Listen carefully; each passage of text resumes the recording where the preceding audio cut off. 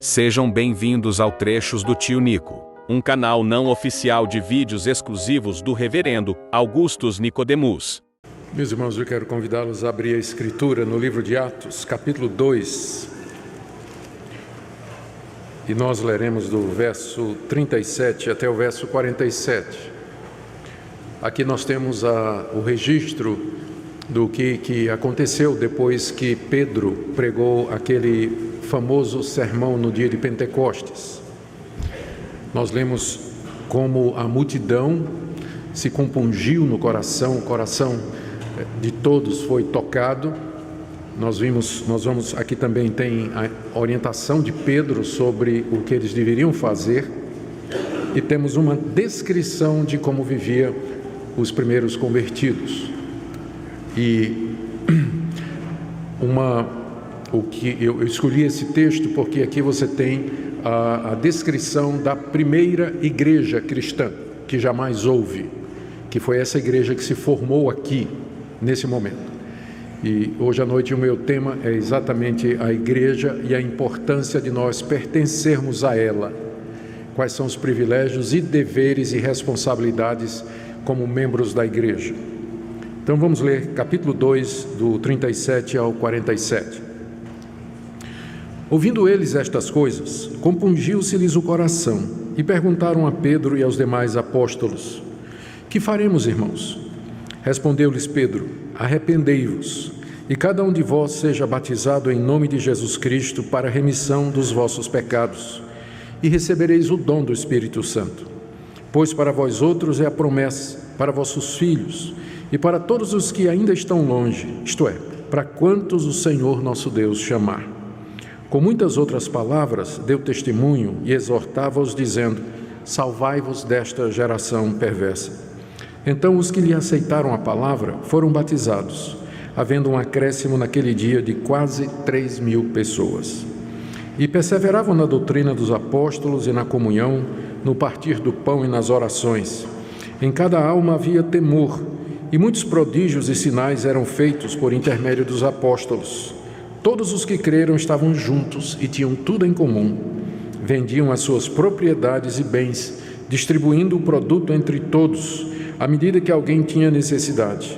Diariamente perseveravam unânimes no templo, partiam pão de casa em casa e tomavam as suas refeições com alegria e singeleza de coração, louvando a Deus e contando com a simpatia de todo o povo. Enquanto isso, acrescentava-lhes o Senhor dia a dia os que iam sendo salvos.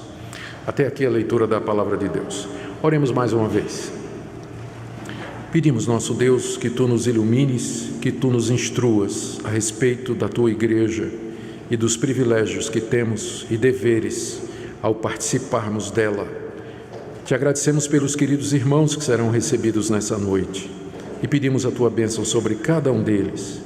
Abençoa, Senhor, o Teu povo espalhado pela face da terra. Pedimos em nome de Jesus. Amém. Queridos, a igreja vem sofrendo muitos ataques nos últimos anos, como nunca antes.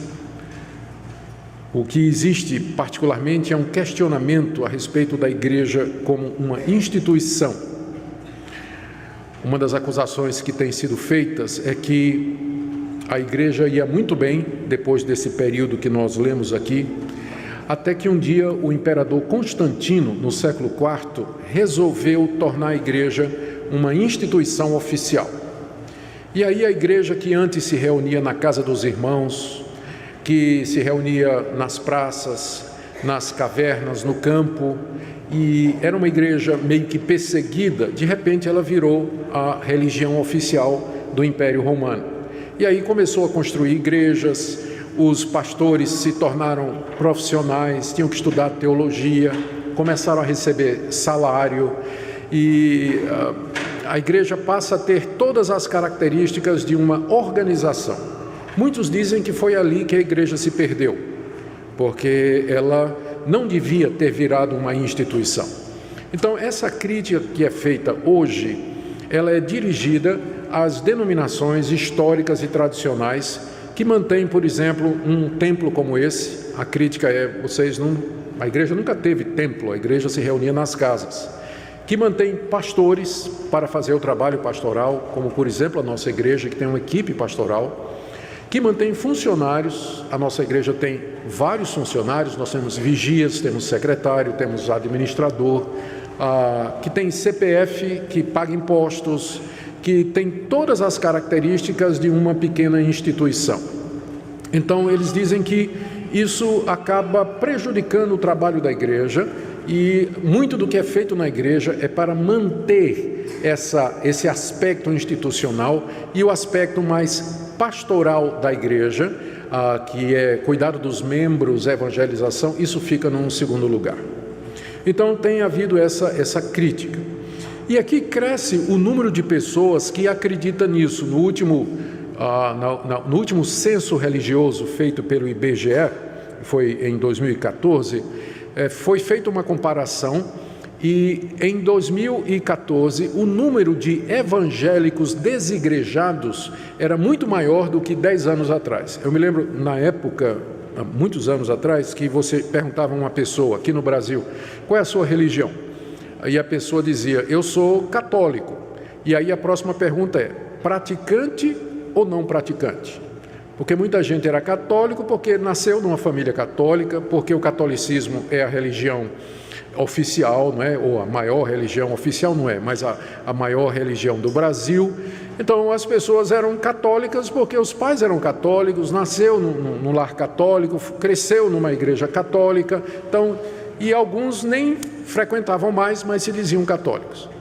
Eu me lembro nessa época, se alguém perguntasse: qual é a sua religião? E a pessoa dissesse: eu sou evangélico, então você tinha certeza que aquela pessoa era membro de alguma igreja e que estava ligada a alguma igreja, que participava de alguma igreja. Hoje em dia, você pode perguntar a uma pessoa: qual é a sua religião? E se ela responder evangélico, você pode fazer a segunda pergunta: praticante ou nominal? Porque a quantidade de gente que se considera evangélica, mas não está engajada numa igreja, é muito grande no Brasil. E esse número vem crescendo, vem crescendo. Várias coisas contribuíram para isso. Esse ataque à igreja como instituição, o pessoal diz: olha aí, essas igrejas institucionalizadas, elas acabam sendo algo muito profissional, desnecessário e tudo mais. Outra coisa: igrejas que se desvirtuaram e deram uma falsa impressão. Eu tenho um amigo meu, ele é da Assembleia de Deus, ele tem doutorado em teologia, e a tese de doutorado dele foi sobre, o título é Decepcionado com a Graça. Decepcionado com a Graça. O nome dele é Paulo Romeiro, ele é um pastor pentecostal, professor de teologia em São Paulo, na Universidade Mackenzie. E nesse livro, que foi uma pesquisa, o Paulo Romeiro entrevistou centenas de pessoas que eram membros das igrejas neopentecostais e que saíram de lá e não querem mais saber de igreja nenhuma. Uma das causas pelas quais as pessoas largaram essas igrejas é exatamente a ênfase nas igrejas neopentecostais na questão do dinheiro. Campanha financeira, a insistência que a pessoa faça sacrifícios, que a pessoa dê tudo que tem, as promessas que eram feitas de prosperidade financeira e que nunca acontecem, exatamente porque a Bíblia não garante, a Bíblia não diz que se você der, então Deus está obrigado a dar de volta.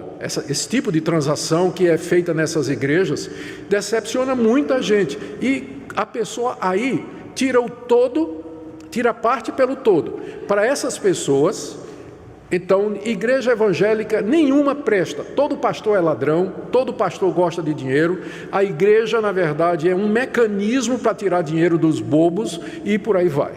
Então, esse tipo de igreja, junto com a decepção com a igreja institucionalizada e o surgimento das mídias sociais, onde é possível você ficar em casa no domingo e assistir sermões dos pastores mais renomados ali no seu celular ou no seu laptop, e as pessoas então optam por ficar em casa em vez de se envolver numa igreja, tem contribuído para crescer o número de desigrejados.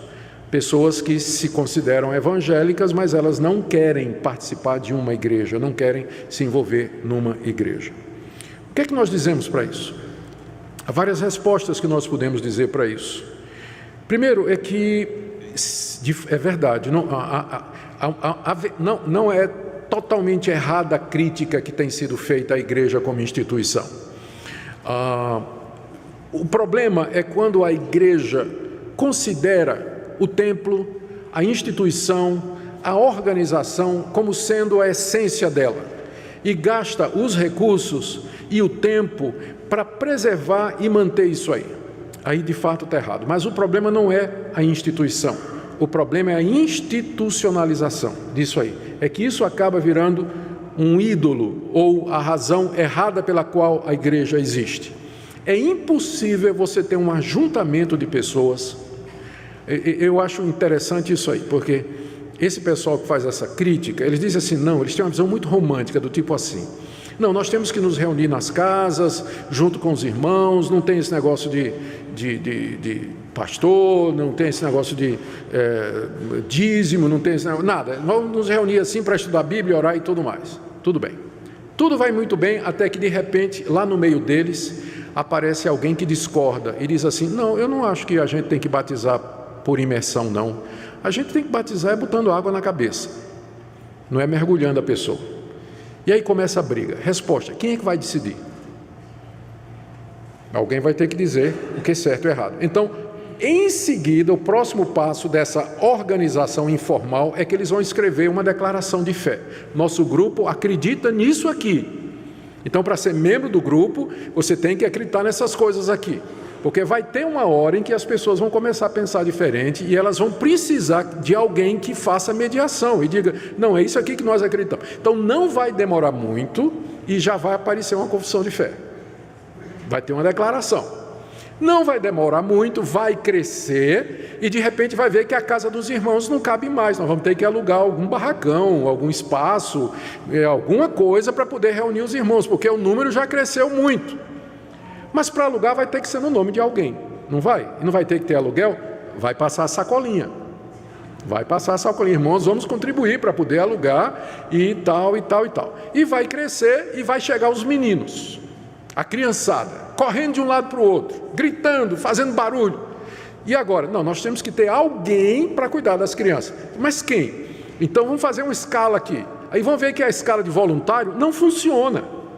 Não funciona, você faz uma escala de...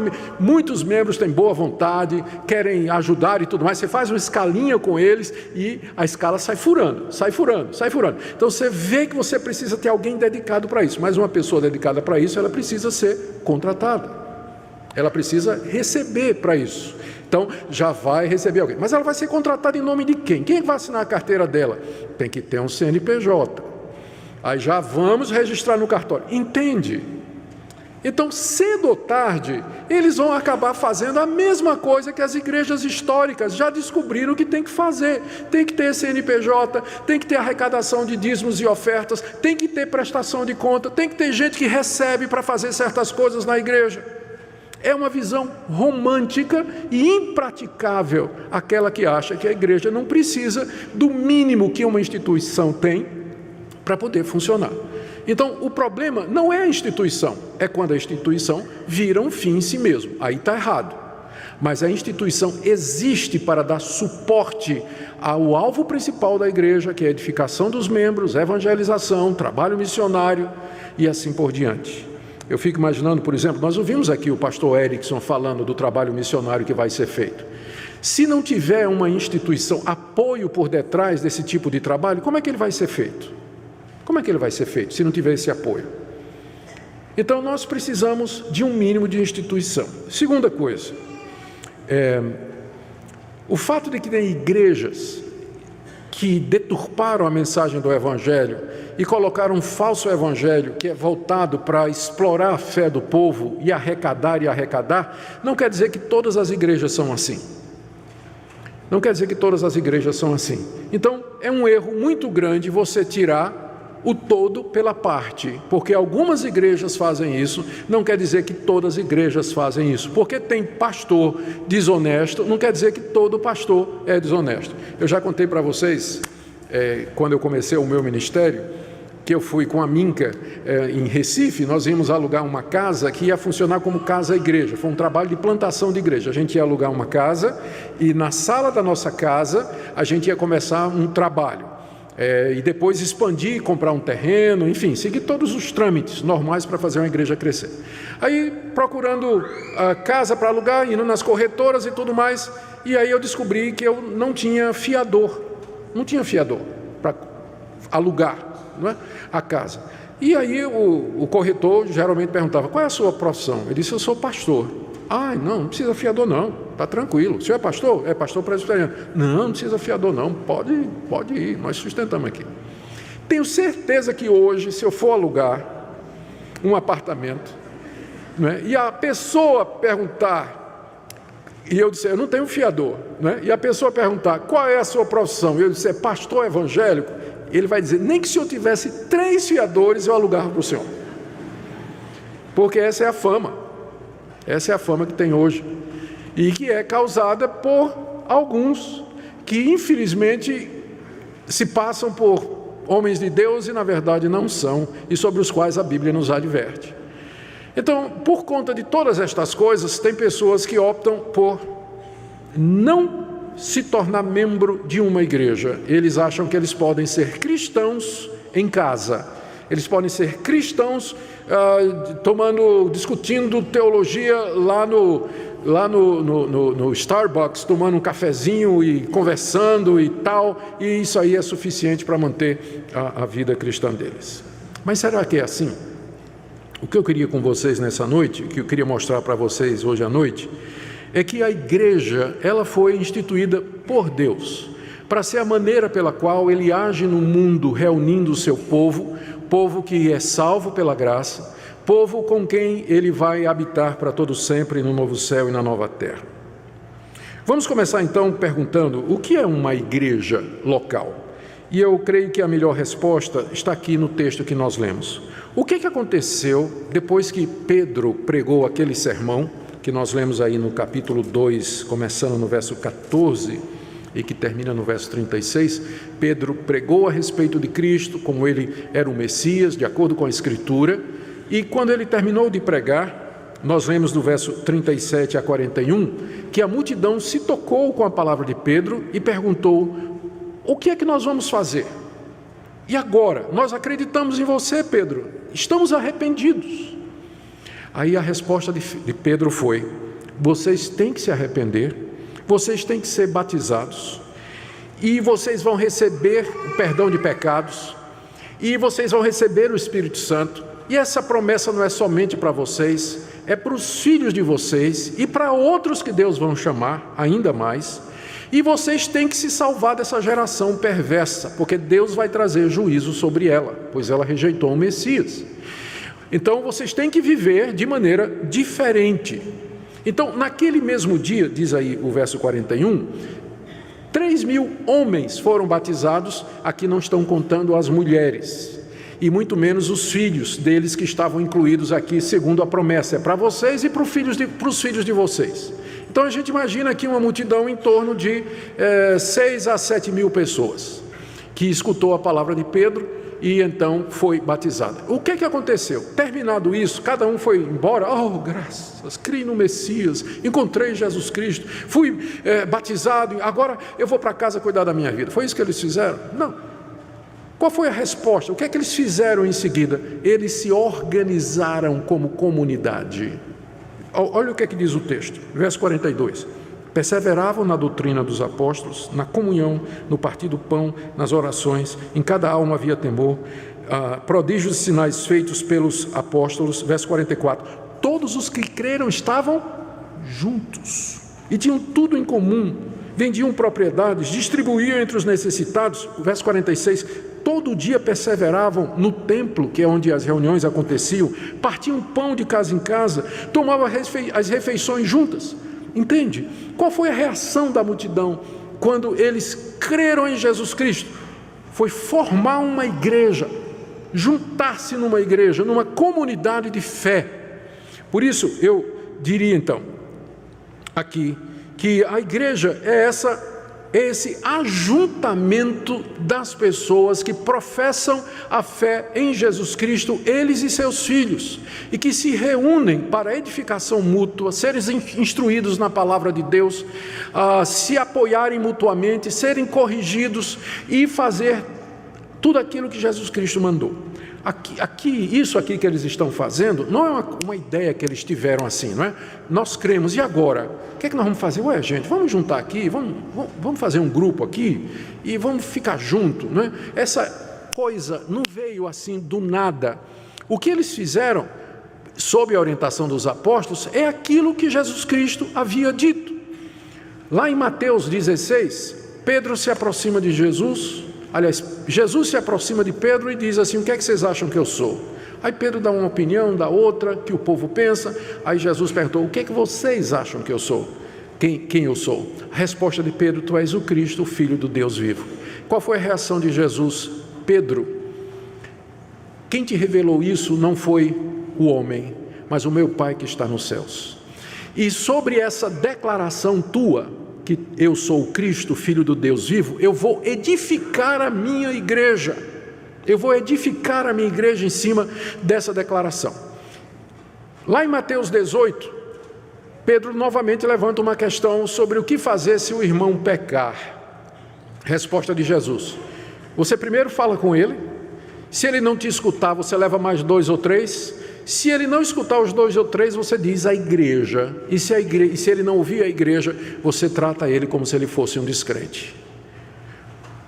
E no fim da sua vida aqui nesse mundo, Jesus reuniu os discípulos e disse: vão pelo mundo todo e façam discípulos. Como? Batizando essas pessoas e ensinando essas pessoas a guardar tudo o que eu tenho ordenado.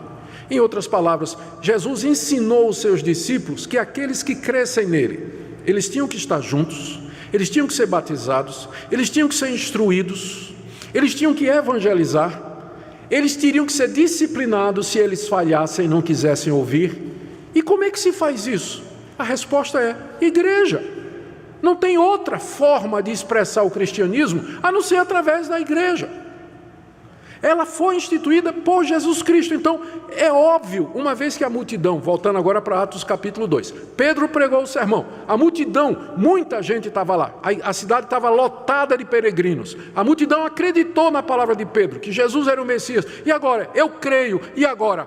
Formou a igreja, se juntaram para fazer aquilo que Jesus mandou, para aprender sobre o Messias, ser edificado, ser instruído, se ajudar mutuamente e evangelizar o mundo, como Jesus havia mandado. E cuidar dos filhos, como está incluído aqui na palavra de Pedro, a promessa é para vocês e para os filhos de vocês. Então, queridos, é isso que é a igreja, é um mandato divino, ela não é uma instituição humana, não tem origem em Constantino, ela tem origem em Jesus Cristo, ela não é invenção de algum doido que queria ganhar dinheiro, embora tenha doido que quer ganhar dinheiro com isso, mas ela tem origem nos ensinamentos do próprio Senhor Jesus Cristo. Aqui então nós vemos que a comunidade, ela se reuniu, esses que creram, se reuniram para adorar a Deus, ser instruídos na palavra de Deus, celebrar os sacramentos, ser edificados nessa palavra, se auxiliarem mutuamente, se corrigirem e anunciar ao mundo o Evangelho de Jesus Cristo. Portanto, e aqui é a conclusão desse meu primeiro ponto, o que é a igreja? Se a igreja é isso, é dever de todos aqueles que professam a Jesus Cristo como sendo o Filho de Deus, Senhor e Salvador, é dever deles se juntar aos demais que professam a mesma fé. É dever deles fazer parte de uma igreja que professa essa verdade, uma igreja que é baseada na palavra de Deus, que exalta a pessoa de Jesus Cristo e que oferece todas essas condições para que a pessoa cresça na graça e no conhecimento de Deus. Segundo lugar, meu primeiro ponto foi esse, o que é a igreja, e eu falei então que ela tem origem em Cristo, e qual é a intenção, o propósito da igreja, e daí então a conclusão é que é dever de todo aquele que professa a fé em Jesus Cristo está envolvido numa igreja. Segundo, eu queria ver com vocês os privilégios de ser membro de uma igreja local. É uma grande graça que Deus nos dá podermos participar da sua igreja. E alguns desses privilégios estão aqui no verso 42 até o verso 47, que eu queria ver com vocês. O primeiro deles, quais são os privilégios de você fazer parte de uma igreja bíblica? Primeiro, que você vai receber a sã doutrina. Veja o verso 42. E perseveravam na doutrina dos apóstolos. O que era a doutrina dos apóstolos? Era o ensinamento que os 12 apóstolos de Jesus Cristo tinham aprendido com Jesus e que agora passavam para aquela multidão. Perseverar na doutrina. Então, que grande privilégio você pertencer a uma igreja onde a doutrina dos apóstolos é ensinada. Os apóstolos aqui é os 12, e mais tarde Paulo seria juntado a eles. E a doutrina dos apóstolos para nós hoje, ela está aqui. Nós não precisamos de novos apóstolos. Nós ficamos com esses que foram os originais. Eu sei que tem genérico, mas nós não queremos genérico, nós queremos os originais. E os originais nos deram a Bíblia, a palavra de Deus. Então, quando você participa de uma igreja que é centrada na Bíblia, você tem esse privilégio de ser ensinado na doutrina dos apóstolos. A tarefa dos pastores, pregadores, presbíteros não é inventar nova doutrina, mas ensinar a doutrina dos apóstolos aos que professam a fé em Jesus Cristo. Então esse é o primeiro grande privilégio. Quem não tem uma igreja que sirva de referencial bíblico e vai catar pela internet, vai escutar de tudo e não tem discernimento.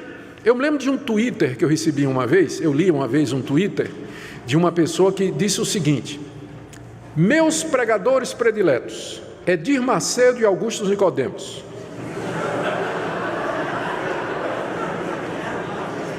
Pense no discernimento.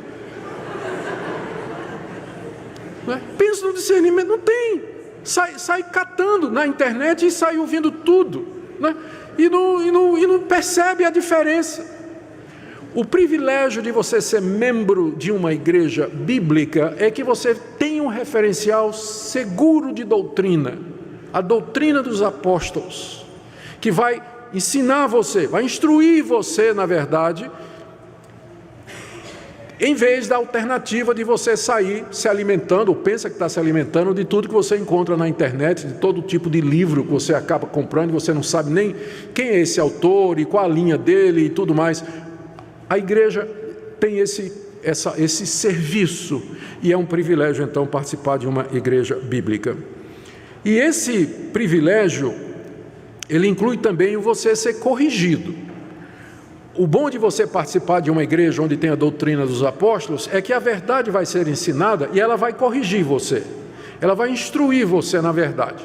E se você relutar, se você resistir, e se você, por exemplo, resolver teimar e continuar a fazer errado coisas que a doutrina dos apóstolos dizem que estão erradas, o próximo passo é que você vai ser amorosamente, pastoralmente confrontado. E você vai ter que prestar contas. Por que é que você conhece a doutrina dos apóstolos? Você sabe que você não pode viver do jeito que você está vivendo. E por que você continua vivendo assim? Não, porque eu acho. Não é porque acha. A doutrina bíblica diz que esse tipo de comportamento é errado. Você está dizendo que você é crente.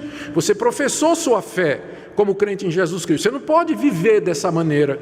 Não, mas eu quero viver assim. E aí então vem a disciplina, a correção do membro. Ele é corrigido, ele é exortado. Isso faz parte da doutrina apostólica. Quando uma pessoa não está engajada numa igreja, ela vai viver do jeito que ela quiser, ela não vai prestar contas a ninguém. Não tem ninguém em cima dela vigiando, né? Que é bom, né? Se a gente fosse santo, mas a gente sabe que é pecador. E é bom ter alguém que nos olha, alguém que supervisiona. A palavra presbítero no Novo Testamento é igual à palavra episcopos, bispo. A palavra episcopos significa supervisor. Então, o presbítero / pastor, ele é um supervisor da igreja. Exatamente porque uma das funções da igreja é zelar pela vida dos membros. Então, que privilégio você fazer parte de uma igreja bíblica. Você fica seguro, você sabe que se você errar, vem alguém amorosamente confrontar você e corrigir você. Um outro privilégio que a gente encontra aqui é a comunhão com verdadeiros irmãos. Veja o que diz o verso 44. Todos os que creram estavam juntos e tinham tudo em comum. E veja ainda o verso 46. Diariamente eles perseveravam unânimes, juntos no templo, partiam pão de casa em casa, tomavam as suas refeições com alegria e singeleza de coração. Um outro privilégio que o texto nos declara de ser membro de uma igreja é você ter a oportunidade de conviver com pessoas que têm a mesma fé. E você vai descobrir, convivendo com essas pessoas, comendo na casa um do outro, indo juntos para eventos, participando juntos de atividades, vocês vão descobrir que essas pessoas, elas têm as mesmas lutas que você. Elas também estão lutando contra o pecado. Elas também têm dificuldades, às vezes têm dúvidas também, mas também têm alegrias, têm testemunhos que elas vão contribuir de livramento, de como Deus abençoou. Então isso vai fazer você se sentir parte de um corpo, de pessoas que professam a mesma fé e têm o mesmo objetivo. E esse é um grande privilégio que um desigrejado não tem. Ele está sozinho. Quando ele cair, com quem ele vai orar? Se ele tem dúvidas, com quem ele vai tirar? Você sabe como é que esse pessoal tira dúvidas? Pega o e-mail de 10 pastores e manda a pergunta. Assim, toda semana eu recebo umas 10. Mas eu estou sabendo que aquela pergunta ela não vem só para mim. Ele mandou para mim e mandou para mais uns 10 pastores da internet, não é que ele vê na internet. Aí, do tipo assim, pastor, eu era casado, traí minha mulher, me separei dela, eu posso casar outra vez? Eu geralmente respondo assim, já perguntou o seu pastor?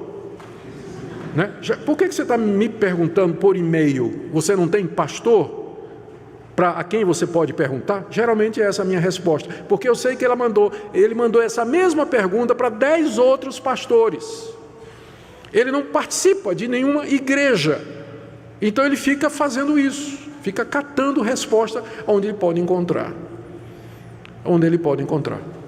Que privilégio você participar de uma comunidade em que há pessoas, há irmãos com quem você pode compartilhar a sua vida e suas dificuldades. E agora, o terceiro privilégio que eu quero mencionar está no verso 42.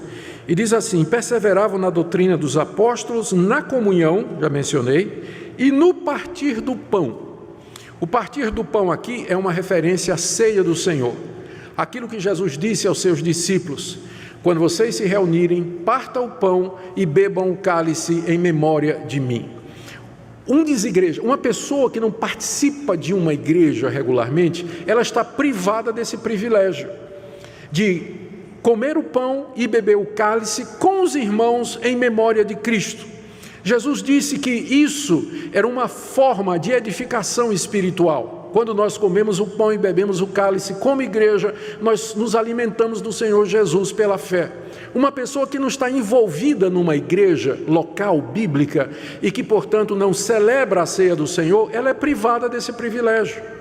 Não faz sentido ela sozinha em casa pegar o pão, um cálice, tomar e pensar que ela está celebrando a ceia, quando o propósito da ceia é exatamente mostrar a comunhão dos irmãos em torno da pessoa de Jesus Cristo. É esse que é o propósito da ceia. Nós participamos, embora sendo muitos, nós comemos do mesmo pão e bebemos do mesmo cálice. Não faz sentido você celebrar a ceia sozinho em casa, porque ela expressa exatamente a comunhão. Então esse é outro privilégio, você participa dos sacramentos. E também não só do pão, mas você participa também do batismo, que foi o que Pedro disse para aquela multidão. A multidão perguntou, o que é que eu faço? Pedro disse, vocês se arrependem e vocês são batizados em nome de Jesus Cristo, porque a promessa é para você e para os seus filhos. E você sabe que tem gente que se batiza, né? Já ouviram falar? Mas tem gente que não quer saber de igreja, então ele mesmo, ou então se afunda, né? Dependendo da convicção dele, e acha que aquilo é batismo. O batismo é o selo público externo de que você tem uma aliança com Deus. Não faz sentido você fazer isso sozinho, mas é uma expressão de que você faz parte de uma comunidade de fé.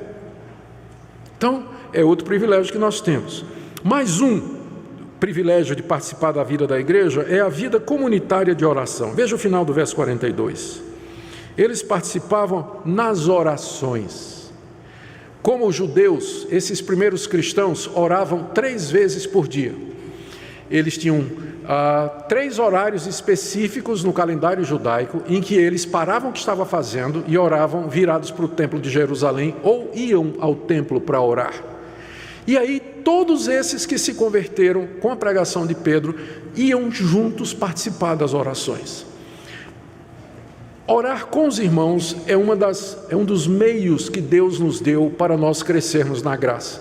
Orar individualmente é recomendado na Bíblia também, mas orar com os irmãos também é.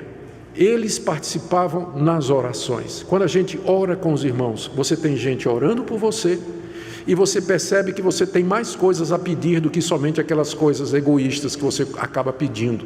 Você vê que tem irmãos que têm necessidades e seu coração então alcança esses irmãos. A sua mente vai até a necessidade deles e você intercede por eles. E que coisa boa é você orar por outras pessoas. Isso só é possível quando você está junto, esse senso de comunhão e que nós oramos uns pelos outros. Mais um privilégio que é mencionado aqui é no verso 45. Diz aqui que vendiam as propriedades e bens, distribuindo o produto entre todos à medida que alguém tinha necessidade. O que é que tinha acontecido? Esse povo que se converteu, boa parte dele não morava em Jerusalém.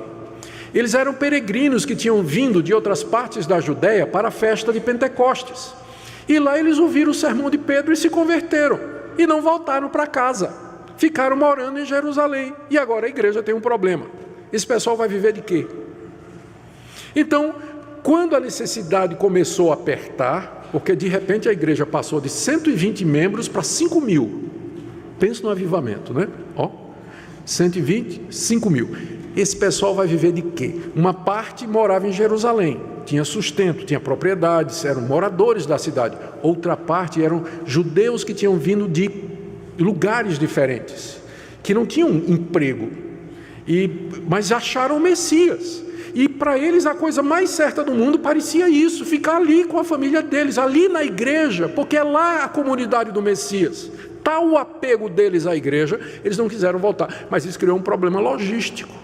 De repente alguns começaram a passar necessidade, e então os membros de Jerusalém, que tinham condições, voluntariamente começaram a vender as propriedades, levavam o dinheiro para os apóstolos e os apóstolos faziam a distribuição, dando cesta básica para aqueles irmãos que precisavam, enquanto eles não aprendiam alguma coisa ou achavam alguma oportunidade de trabalho ali, eles foram ajudados pela igreja.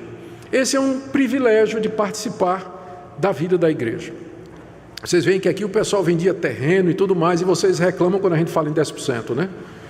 Quando a gente fala em 10%, vocês ficam tudo reclamando. Na época de Jerusalém, eram propriedades inteiras, né? Mas nós não vamos voltar para aquela época, pode ficar tranquilo. Era um momento específico na vida da igreja esse aqui, em que havia essa necessidade emergente, não é? Havia essa necessidade. O meu ponto é, que privilégio foi participar daquela igreja, que cuidava das pessoas, supria as necessidades, atendia às dificuldades que elas estavam passando.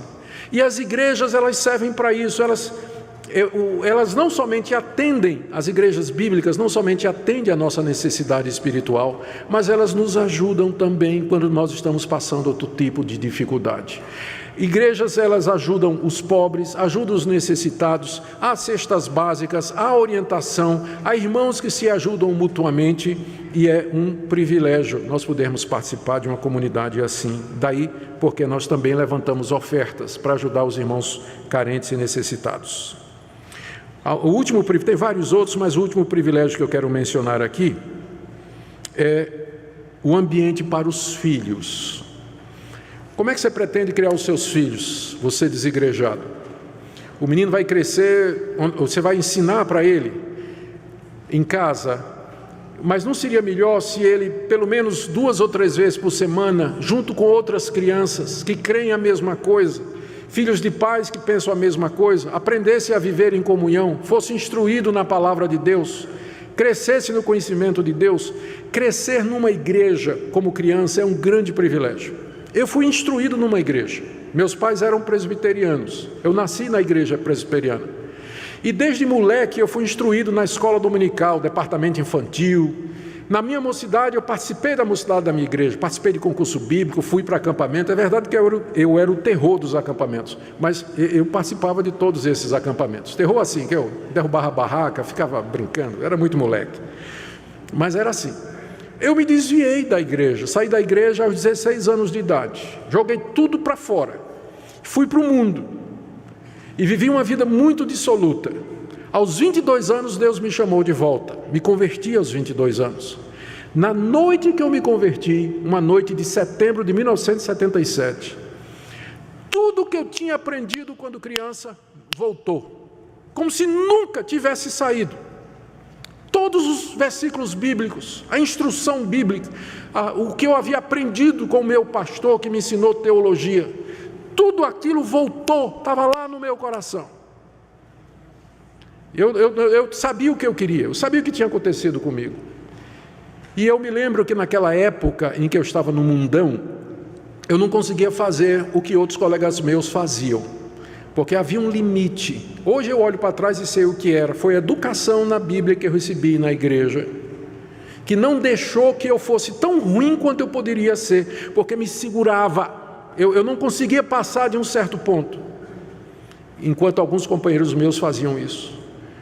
Então, um dos privilégios de você fazer parte de uma igreja é que você vai criar os seus filhos nesse ambiente em que ele vai aprender a amar a Deus, escutar a palavra de Deus, vai ter exemplo, vai ter referencial, vai ter amigos, vai formar amizade, se Deus quiser, uma namorada ou um namorado, e casar com gente da igreja. Que coisa boa! Eu não sou São Pedro não, mas eu torço para que os rapazes e moças da igreja vão para acampamento, vão para atividades, se conheçam, namorem e casem entre si. Porque é um dos grandes privilégios que a igreja nos confere, ambiente para isso. Ambiente para isso. Meu tempo já está quase terminando e eu estou na metade do sermão, o que é que eu faço? E hoje está quente, né? Está quente hoje, não está? Está quente, gente.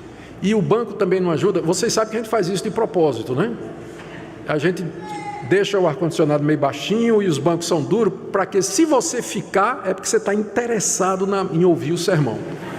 Porque ficar ouvindo o sermão de 40 a 50 minutos num banco difícil e com calor é só quem está com sede, não é? Então a gente faz de propósito, né? Exatamente isso. Brincadeira. Deixa-me correr para as responsabilidades. Então, queridos, as responsabilidades de ser membro de uma igreja são compatíveis com os privilégios. É sua responsabilidade, então, como membro da igreja, frequentar os cultos da igreja, frequentar a escola dominical, toda oportunidade que a igreja lhe dá para você crescer na doutrina dos apóstolos, aproveite para você aprender mais e crescer na graça e no conhecimento do Senhor Jesus. Se submeta à orientação bíblica. Se ela é bíblica, se o que a gente ensina é a palavra de Deus, ouça, obedeça, acate, mude de vida, aceite, porque é dada para o seu bem, Se a pregação é bíblica, escutar o pregador é como se você escutasse o próprio Jesus Cristo exortando e falando. É o que diz a nossa confissão de fé. Enquanto o pregador está ensinando a palavra de Deus, você deveria escutar, porque não é a palavra dele, mas é a palavra de Deus que você deveria receber com toda humildade no seu coração. Participar do pão, procurar não perder ceia do Senhor, preparar-se para isso, contribuir financeiramente para as necessidades dos irmãos, para o trabalho missionário, para o sustento dos obreiros. Esse é um dever de quem é membro da igreja. Não é opção não, mas é dever, pensando em todos os privilégios que você tem. E servir aos outros com dons e talentos é seu dever também, se engajar na igreja. Se você tem dons, habilidades, você pode ajudar de uma forma ou de outra, se engaje. Pergunte o que é que você pode fazer, de que maneira você pode ajudar. É dever dos membros contribuir em tudo. O resultado disso aí, veja o que diz o verso 47. Olha só, se não é isso que a gente gostaria. Louvando a Deus e contando com a simpatia de todo o povo. Enquanto isso, acrescentava-lhes o Senhor dia a dia os que iam sendo salvos. Ou seja, não havia, parece, nenhum esforço intencional de evangelização. O crescimento da igreja era espontâneo, porque uma igreja que oferece esses privilégios e onde os membros participavam, ela não tem como não crescer. O povo olha e diz, mas é isso mesmo, eu quero fazer parte dessa comunidade, eu quero me juntar a essas pessoas, olha como eles vivem. Olha como eles vivem, olha o amor que eles mostram uns aos outros, o cuidado uns pelos outros, a doutrina certa. Dia a dia, Deus ia acrescentando à igreja os que iam sendo salvos. Por quê? Por conta da comunidade, o que é que ela era, aquela igreja que tinha todos esses privilégios e também as pessoas que se engajavam nesses privilégios com suas responsabilidades. Eu termino aqui com algumas aplicações práticas. Primeira, eu quero falar aos desigrejados. Se você está aqui hoje à noite, você provavelmente não é um desigrejado, senão você nem estaria aqui. Mas tem muita gente que escuta pela internet. E eu queria dar essa palavra, graças a Deus pelas mídias sociais. Semana que passou, eu estive em Águas de Lindóia e tinha um grupo aqui da igreja para a Conferência Fiel para Líderes. Eu era um dos preletores. E lá encontrei o pastor Miguel Nunes. Eu nunca tinha ouvido falar do pastor Miguel Nunes. Eu sempre tive a impressão de que o evangelho na América Latina era muito ralo e pouco, e que quem crescia mesmo era o Brasil. Sentei com o Miguel Nunes, inclusive ele vai ser o preletor do Encontro da Fé Reformada da nossa igreja ano que vem. Miguel Nunes. Comecei a conversar com ele. Aí ele começou a me contar de eventos que aconteciam lá. Ele é da República Dominicana. Eventos de 3, 4 mil jovens, a tradução dos livros de todos esses autores que nós conhecemos aqui, Piper, Carson, Lawson, Paul Washer, C.G. Mahoney, MacArthur, tudo isso ele já vem traduzindo há muitos anos, antes de nós, em espanhol. Ele diz que viaja o ano todo, quase todos os países da América Latina, pregando em eventos para líderes de 5 a 10 mil pessoas. Ao lado dele estava um rapaz, que eu olhei assim, eu fiquei meio assim, quem é esse rapaz? Aí ele me apresentou, Henrique Oriolo, um argentino. Ele tem um site reformado, ele é um rapaz, um jovem, tem um site, um blog, onde ele só publica artigo reformado. Inclusive, eu descobri que ele estava publicando artigos meus. Ele pegava, traduzia para o espanhol e publicava. 1.700.000 seguidores. 1.700.000 seguidores. Eu não conheço nenhum blog reformado no Brasil que chega nisso aí. O maior que tem é o da Fiel, com 700.000 seguidores. Esse cidadão tem 1.700.000, um argentino com blog reformado.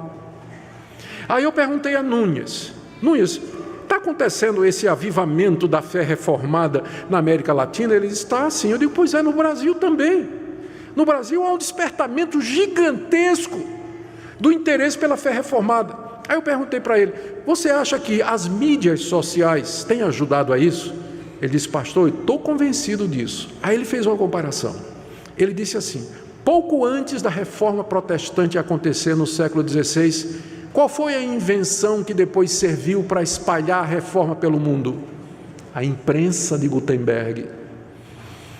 Porque tinha imprensa, Lutero podia imprimir os seus sermões e os seus livros e incendiou a Europa. E ele disse, o que a imprensa foi para a reforma protestante, as mídias sociais são hoje para a reforma, 500 anos depois na América Latina.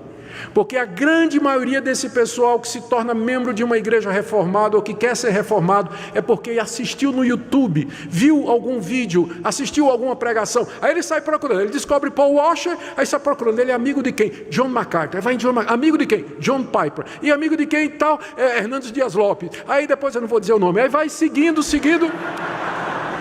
vira reformado, vira crente e resolve participar. Então, quando eu falo, eu estou naquele, não me esqueci do meu ponto não, meu ponto é os desigrejados. Eu disse que tem gente que assiste e que é desigrejado. Eu não estou falando mal das mídias sociais, Eu estou dizendo que elas são uma bênção. E de fato, Deus tem usado as mídias sociais para espalhar o Evangelho no mundo todo. Mas é um equívoco você pensar que viver na sua casa, assistindo os sermões desses pregadores, nos domingos, que isso é ser igreja. Não substitui. Não substitui. Então, o meu apelo àqueles que usam as mídias sociais, que me ouvem através da mídia social, é exatamente esse. Se Deus usou alguma das pregações desses pastores, minhas pregações, para convencer você, abençoar você, graças a Deus por isso, mas isso é apenas Deus abrindo o seu apetite. Você devia seguir todo o caminho e se tornar membro de uma igreja bíblica, onde você vai ser instruído, orientado, consolado, abençoado, ajudado e corrigido. E você vai poder ser uma bênção para outras pessoas também. Minha segunda palavra é para aqueles que vão ser recebidos hoje como membros. Hoje à noite nós estamos recebendo cerca de 60 irmãos que vieram de outras igrejas. Até o final do ano nós vamos receber mais uns 40 que serão batizados e farão sua profissão de fé. Mas esses irmãos de hoje, eles estão vindo de outras igrejas. Alguns já não frequentavam mais nenhuma igreja, resolveram se tornar membro de nossa igreja. Alguns vieram de igrejas presbiterianas e resolveram se tornar membro das nossas igrejas. Eu queria que você meditasse. Hoje à noite você vai ser recebido. Queria que você pensasse nos privilégios que isso representa e que você resolvesse no seu coração que você vai levar a sério os deveres que você assume hoje como membro dessa igreja. Como membro dessa igreja. Você reflita sobre isso. Uma palavra também aos filhos dos crentes que já nasceram membros da igreja. Nós batizamos e incluímos os nossos filhos na membresia da igreja, mas tem uma idade em que eles têm que professar a fé, em que eles têm que afirmar publicamente: eu quero professar, declarar, confessar diante de todos que eu sou um discípulo de Jesus Cristo. E eu queria fazer esse apelo então para os adolescentes da nossa igreja, lembrar o que é que significa a importância de você publicar a sua fé, confessar a sua fé, se tornar membro comungante para participar da ceia do Senhor e de outros privilégios.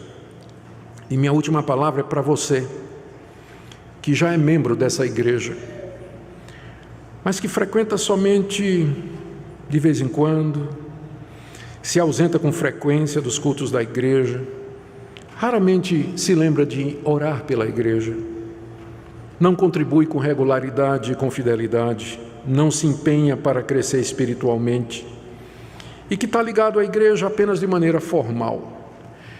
Eu queria nessa noite fazer um apelo para você e eu queria que você refletisse nisso. Por que é que você é membro dessa igreja? Qual o propósito do seu nome está no rol que nós temos daqueles que dizem que são membros aqui? O propósito é esse, é que você cresça, que você aprenda mais sobre Deus, que você seja abençoado por Deus para abençoar outras pessoas, que você seja instrumento do canal, como canal de Deus para chegar aos pobres, necessitados, os não evangelizados, as pessoas que estão passando por necessidade. Não faz sentido ser membro, você ser daquele tipo assim: eu sou membro de tal igreja, praticante, não, eu estou lá no hall da primeira igreja, mas realmente eu não sou praticante. Não faz sentido, não nos interessa e nem a você, membros nessa categoria. Nós queremos que cada membro dessa igreja seja comprometido, que ele desfrute de todos os privilégios da igreja, mas que ele seja comprometido com todos os deveres que estão implícitos como membro da igreja. E é nessa situação e é nessa condição e nesse tom que nós queremos terminar e dizer que nós entendemos ser realmente um grande privilégio participar com os nossos filhos da igreja de Deus. Vamos orar. Ó Deus, bendizemos o Teu nome por tudo que o Senhor nos dá. Obrigado pelo privilégio de fazer parte de uma igreja bíblica que ama a Tua palavra e que deseja, Senhor, cumprir o que Tu nos ensinastes, de ensinar nossos filhos, evangelizar o mundo, batizar os convertidos, discipular os que creem, abençoar os pobres e necessitados e levar Teu nome a todo mundo. Nós pedimos que Tu fales ao coração de cada pessoa aqui presente. Em nome de Jesus. Amém.